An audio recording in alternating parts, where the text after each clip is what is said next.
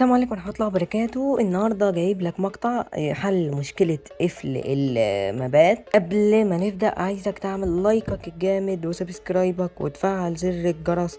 يلا بينا نخش على الشرح وما طولش اكتر من كده.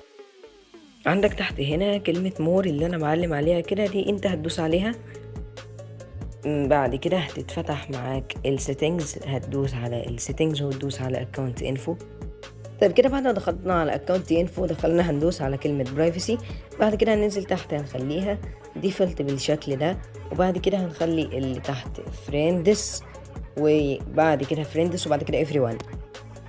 بعد هنا بقى ما خلصنا الخطوة بتاعت برايفسي هنخش على دي اللي هي بارنتال كنترولز، دي نخش عليها كده، وبعد كده هنخلي العمر اللي هي اول واحدة دي اللي هي 13 زائد دي هتبقى بقى 13 لفوق وبس. بس كده، فدي كانت نهاية الفيديو وده كان الشرح. اتمنى تكونوا استفدتوا من الشرح وفهمتوا والطريقة اشتغلت معاكم. مش بقى انكم تعملوا لايك شير سبسكرايب وسلام.